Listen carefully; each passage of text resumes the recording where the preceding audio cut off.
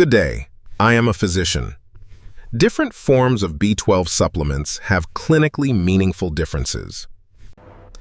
If you search for B12 supplements, you will find at least 3 different forms on the shelf: Cyanocobalamin, Methylcobalamin, Adenosylcobalamin. The labels are confusing and the marketing is contradictory. Some brands claim methylcobalamin is superior because it is natural and does not contain cyanide. Other products use cyanocobalamin because the research on it is more extensive and the cost is lower. Today, I cut through the marketing and explain what clinical evidence says. You can make an informed decision about which B12 is right for you. This video is for educational purposes only and does not replace professional medical advice from your doctor. Vitamin B12 exists in several chemical forms called vitamins, each with slightly different properties. The body uses 2 active forms of B12 directly: methylcobalamin and adenosylcobalamin. Methylcobalamin is needed for methionine synthesis and homocysteine metabolism in the cytoplasm. Adenosylcobalamin is needed for energy metabolism inside the mitochondria of every cell. Cyanocobalamin is a synthetic form that does not occur naturally in the body or in food. When ingested, cyanocobalamin must be converted by the body into methylcobalamin and adenosylcobalamin to be useful. This conversion step is where the 2 main forms, cyanocobalamin and methylcobalamin, begin to differ meaningfully. Number 2. Cyanocobalamin escad. What the evidence shows about the most common form. Cyanocobalamin is the most studied and most stable B12 form, Cal, and for most people, it works very well. Cyanocobalamin is the form used in most clinical trials on B12 supplementation and deficiency treatment. It is exceptionally stable under light and heat, making it resistant to degradation in supplements and food fortification. Its low cost and stability are why it is the form used in most pharmaceutical-grade B12 products globally.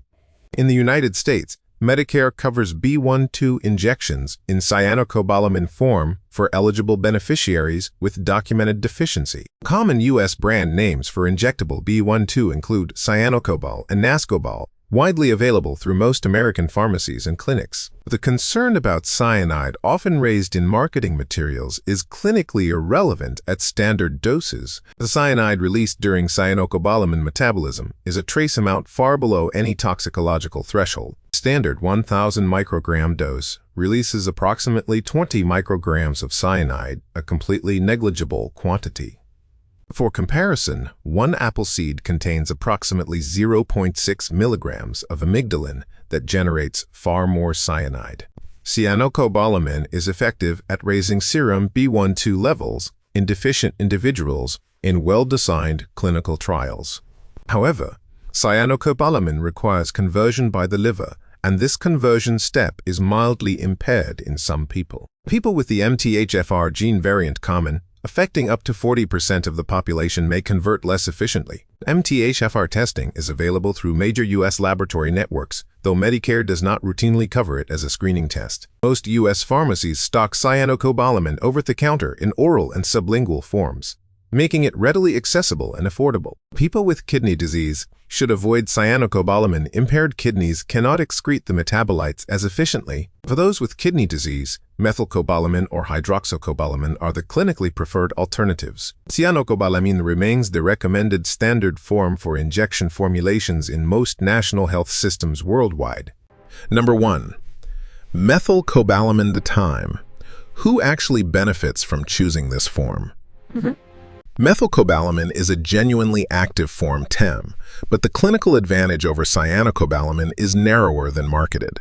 Methylcobalamin is one of the 2 bioactive coenzyme forms that cells use directly without conversion. It is particularly important in the nervous system. Methylcobalamin supports myelin sheath formation and maintenance. Some research suggests methylcobalamin may be slightly better retained in tissues than cyanocobalamin after supplementation. A Japanese study found that methylcobalamin preferentially accumulated in nervous tissue compared to cyanocobalamin in animal models. This finding has led to methylcobalamin being preferred in clinical practice for treating peripheral neuropathy in Japan. However, randomized controlled trials directly comparing outcomes in humans show modest and inconsistent differences. The Cochrane reviews on B12 supplementation have not established clear superiority of methylcobalamin over cyanocobalamin. People with MTHFR gene variants benefit from methylcobalamin because they bypass the conversion step entirely. People with kidney disease benefit because methylcobalamin does not produce the same metabolic byproducts as cyanocobalamin. In the United States, methylcobalamin requires special order through most pharmacies, as it is less commonly stocked than cyanocobalamin.